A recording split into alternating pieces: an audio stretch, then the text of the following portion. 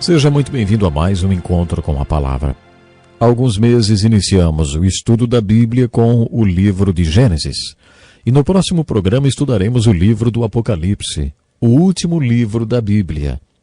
Antes de estudarmos o livro que todos estão esperando, quero falar com você sobre um dos menores livros do Novo Testamento, a Epístola de Judas, a seguinte às cartas de João.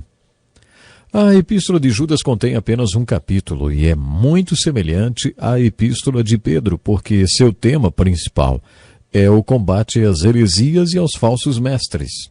Seu autor é um homem chamado Judas. Este era um nome muito comum nos dias do Novo Testamento, como João, Antônio ou Pedro é para nós.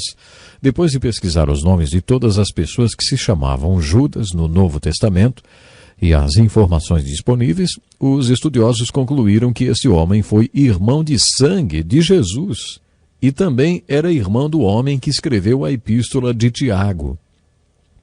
No Novo Testamento, no Evangelho de Marcos, capítulo 6, versículo 3, lemos sobre a discussão a respeito do fato de Jesus ser um homem com irmãos e irmãs como qualquer outro. Não é este o carpinteiro filho de Maria e irmão de Tiago, José, Judas e Simão? Não estão aqui conosco as suas irmãs? Os estudiosos acreditam que este Judas, citado em Marcos 6, versículo 3, é o autor desta pequena epístola. Judas conta que a sua intenção com esta epístola era escrever um tratado sobre a salvação, mas alguns problemas o fizeram mudar de ideia. Estes problemas aconteceram no período do Novo Testamento e também no do Velho Testamento, e durante toda a história da igreja. O problema eram os mestres apóstatas, pessoas que não ensinavam corretamente a doutrina. Esta apostasia, em particular, foi chamada pelo teólogo Dietrich Bonhoeffer de graça barata, e infelizmente sempre se manifesta.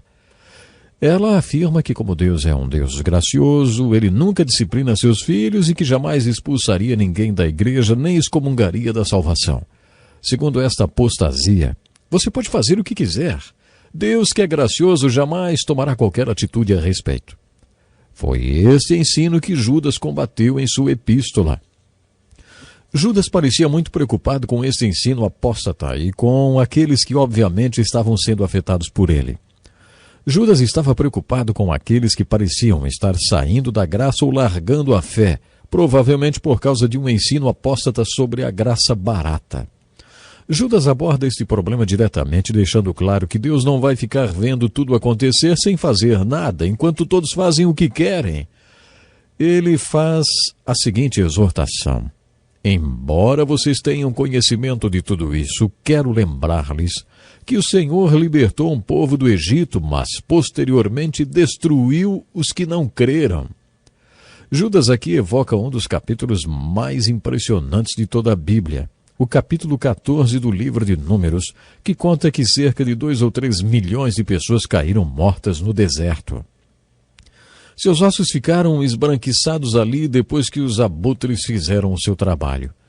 Tudo isso porque não creram em Deus, nem na possessão da terra prometida. Lemos no livro de Números que eles andaram em círculos durante 40 anos. Eles não tiveram fé para entrar na terra prometida. Às vezes nos perguntamos por que eles simplesmente não saíram do Egito e não entraram logo na terra prometida. É preciso ter muita fé para planejar uma invasão e atacar todas as fortificações que se opõem contra nós. E por isso toda aquela gente andou pelo deserto durante 40 anos, só porque não tinha fé para invadir Canaã. De formas maravilhosas Deus provou quem ele era e tentou fazê-los crer, mas eles nunca creram. Por isso Deus disse no capítulo 14 de Números: juro pela glória do Senhor que enche toda a terra, que nenhum dos que viram a minha glória e os sinais miraculosos que realizei no Egito e no deserto, e me puseram à prova e me desobedeceram 10 vezes, nenhum deles chegará a ver a terra que prometi com juramento aos seus antepassados. Ninguém que me tratou com desprezo haverá. Deus abriu exceção para 2 pessoas, Caleb e Josué. Judas relembrou o episódio deste capítulo impressionante do Velho Testamento que relata o fim de uma geração inteira do povo de Deus. Apesar de serem o povo escolhido de Deus, eles decidiram não ser o povo escolhido, e por isso Deus permitiu que eles perecessem no deserto. Judas evoca este episódio no qual toda uma geração do povo de Deus pereceu no deserto. Aqueles falsos mestres estavam dizendo ao povo de Deus que você pode viver como quiser, que Deus não fará nada a respeito, como se Deus fosse indiferente, um velhinho apático. As Escrituras afirmam que existe outra característica de Deus além de ser amoroso. O caráter de Deus é como um arco-íris, feito de muitas cores, não apenas de uma. Deus ama porque essa é a essência do caráter de Deus. Ele é amor. Mas Deus também se ira e julga porque é um Deus santo. Judas dá outro exemplo, o dos anjos caídos, e diz que eles foram jogados para as profundezas infinitas. Definitivamente Deus não ficou sentado, inerte, só assistindo os anjos caídos não fazerem a sua vontade. O terceiro e último exemplo de Judas é Sodoma e Gomorra, como estas cidades pereceram sob o fogo de enxofre. Judas deu estes exemplos para aqueles falsos mestres e para aqueles que estavam caindo por causa desse ensino enganoso sobre a graça barata. A graça não é barata, a salvação não é barata. Ninguém compra a salvação, nem com todo o ouro e prata do mundo. Deus já comprou a salvação para você. Quando você crê em Deus e é salvo, não precisa pagar nada por isso. Você aceita a salvação pela fé. A fé em Jesus Cristo e na sua morte e ressurreição salva. Mas, como já vimos no livro de Tiago, irmão de Judas, a fé que salva nunca está sozinha. Ela é acompanhada por uma viva e compromissada obediência que a valida. Esta, portanto, era a essência da mensagem dessa pequena carta de Judas. Judas descreveu claramente esses mestres apóstatas, assim como Pedro também foi bem explícito na sua segunda carta, capítulo 2. Judas chamou os mestres apóstatas de rochas submersas. Ele também os chamou de nuvens sem água, impelidas pelo vento, árvores de outono sem frutos, 2 vezes mortas, arrancadas pela raiz. São ondas bravias do mar, espumando seus próprios atos vergonhosos, estrelas errantes para as quais estão reservadas para sempre as mais densas trevas. Você já ouviu alguma pregação desse tipo?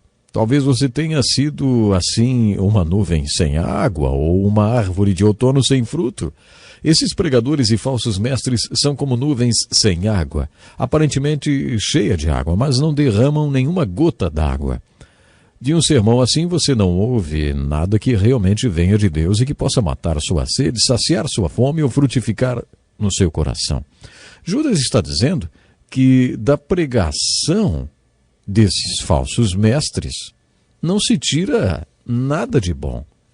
Judas também diz que esses falsos mestres são como ondas bravias do mar, espumando seus próprios atos vergonhosos, ou são como árvores de outono sem frutos. Esta é uma metáfora que Jesus, irmão de Judas, usava sempre. O fruto demonstra o estado da fé da pessoa ou da falta de fé. Árvores de outono sem frutos, 2 vezes mortas, arrancadas pela raiz. Sabe, depois ele fez uma outra descrição. Estrelas errantes para as quais estão reservadas para sempre as mais densas trevas. Este destino é o mesmo que os anjos caídos tiveram. Foi exatamente assim que Judas descreveu os falsos mestres. Judas também demonstra preocupação com aqueles que foram vítimas dos falsos ensinos. Ele diz que devemos arrebatá-los do fogo, como um graveto que está prestes a ser queimado. Devemos tirar estas pessoas do fogo, cuidando para nós mesmos não sermos queimados. Judas também exortou aqueles que foram salvos do fogo para que se mantivessem verdadeiros na fé. Eu gosto dessa exortação de Judas. Edifiquem, porém, amados, na santíssima fé que vocês têm, orando no Espírito Santo. E dessa outra exortação eu gosto demais. Mantenham-se no amor de Deus, enquanto esperam que a misericórdia de nosso Senhor Jesus Cristo os leve para a vida eterna. Judas finaliza com uma bonita bênção que talvez você já tenha ouvido na sua igreja. Enquanto escreve, Judas deixa bem claro que Deus é poderoso para nos impedir de cair, quer sejam os falsos mestres que nos façam tropeçar ou qualquer outra coisa.